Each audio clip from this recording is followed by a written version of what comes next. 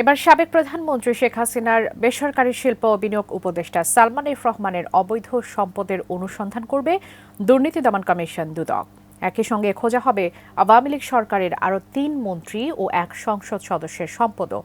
তাওহিদ সৌরভ জানাচ্ছেন বিস্তারিত।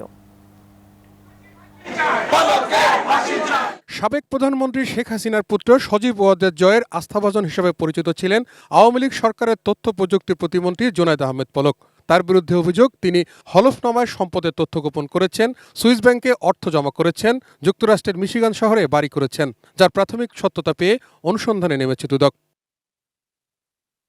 আওয়ামী লীগ সরকারের আরেক প্রভাবশালী নেতা সাবেক প্রধানমন্ত্রীর বেসরকারি শিল্প ও বিনিয়োগ উপদেষ্টা সালমান এফ রহমান। তিনি বেক্সিমকো গ্রুপের মালিক, সংসদ সদস্য হয়েছেন ঢাকার দোহার নবাবগঞ্জ থেকে।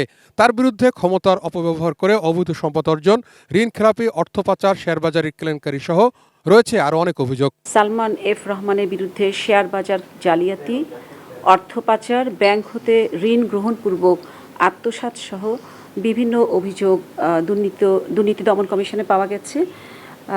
এ সকল দুর্নীতি প্রাপ্তির উপর ভিত্তি করে দুর্নীতি দমন কমিশন কর্তৃক বিষয়টি প্রকাশ্যে অনুসন্ধানের সিদ্ধান্ত দেওয়া হয়েছে। সাবেক প্রতিমন্ত্রী নসরুল হামিদ বিপু 10 বছর চালিয়েছেন বিদ্যুৎ ও জ্বালানি মন্ত্রণালয়। তার বিরুদ্ধে শত কোটি টাকা আত্মসাতের অভিযোগ পাওয়ার পর গোয়েন্দা অনুসন্ধান শেষ করেছে দুদক। প্রাথমিক সত্যতা পেয়ে শুরু হচ্ছে অনুসন্ধান।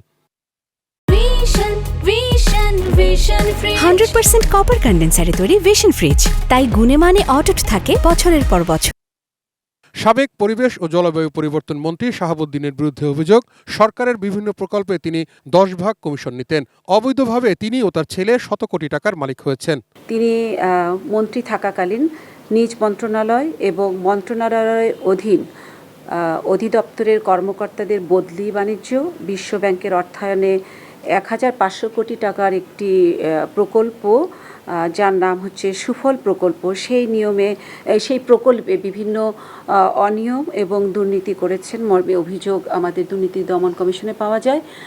সেই অভিযোগটি প্রকাশ্যে অনুসন্ধানের জন্য কমিশন কর্তৃক সিদ্ধান্ত দেওয়া হয়েছে। এদিকে ওয়াসার সাবেক এমডি তাকসিম এ খান ও ঢাকা মহানগর গোয়েন্দা পুলিশের সাবেক অতিরিক্ত কমিশনার হারুনা রশিদ দম্পতির বিদেশ যাত্রায় নিষেধাজ্ঞা দিয়েছে দুদক। তাহিদ সৌরভ, এটিএন নিউজ, ঢাকা।